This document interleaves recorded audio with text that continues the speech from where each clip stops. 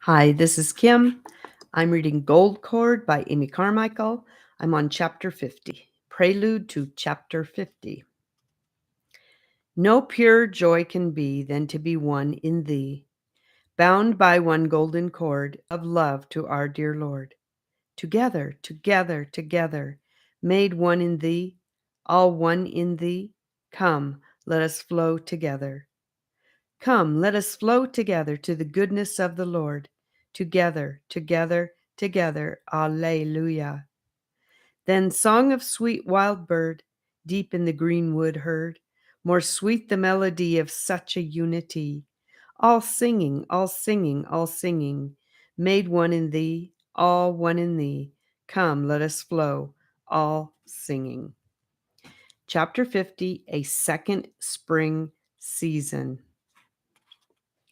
When that brave and patient man, Ezekiel, was told to draw a city on a tile, I wonder how he did it. He must have found it difficult to get the perspective right.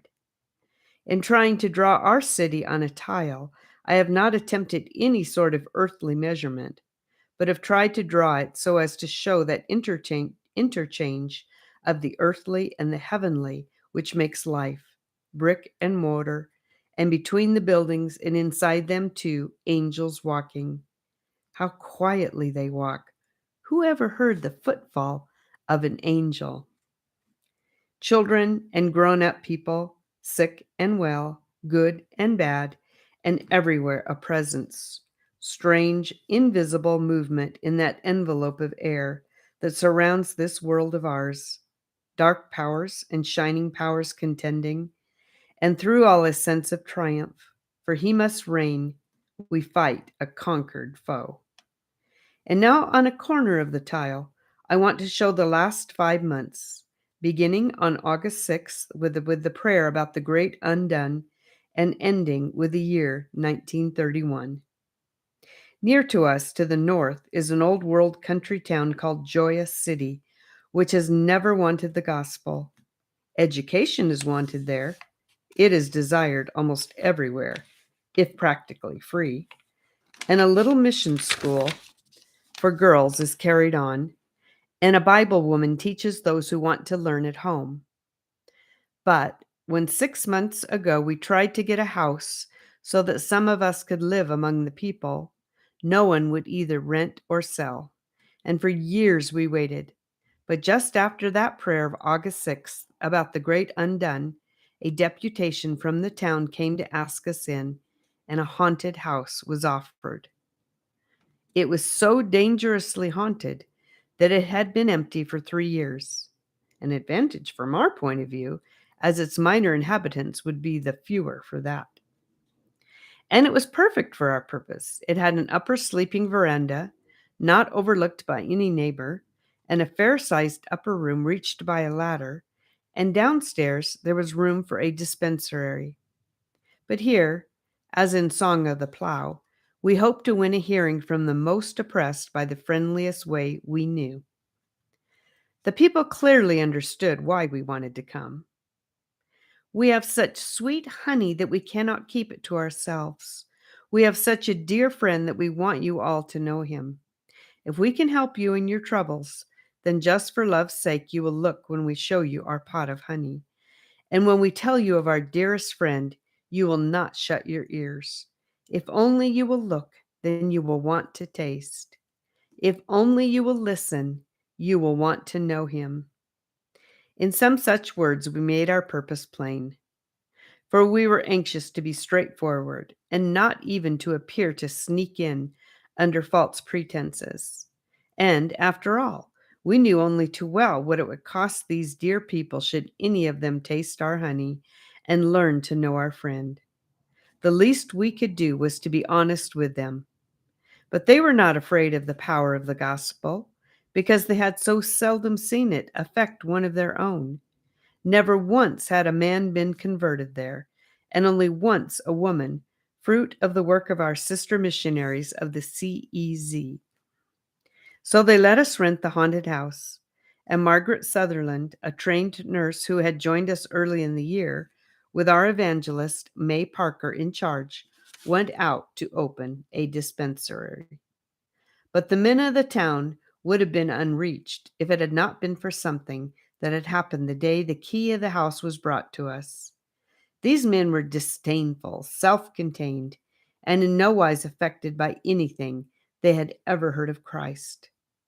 The handful of Christians in a hamlet outside the town, of whom one was the tavern keeper, whose story is told in Raj, Brigand Chief, might have been at the North Pole for all the difference they made in any street in Joyous City.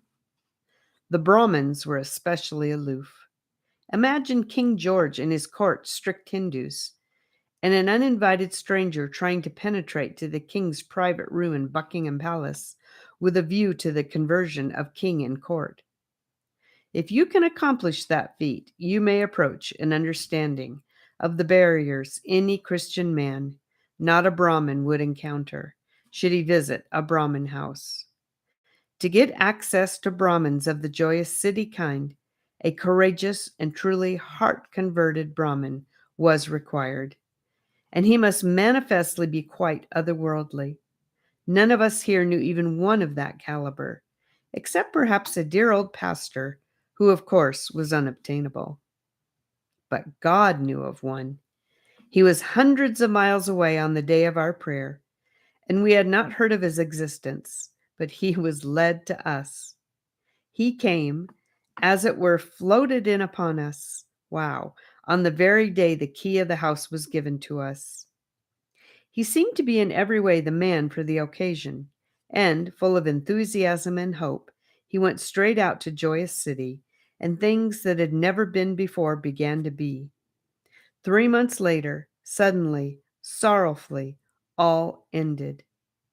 An insidious disease flared up and so affected his way of thinking that he became quite unfit. His heart was sound, we know that, but his judgment was warped, and our dry heat tried him and accentuated the trouble. So he returned to his own country, and there was no one to take his place. From Central Africa, M. Coillard, warrior and saint, wrote words which come to us when life appears to be flowing too easily.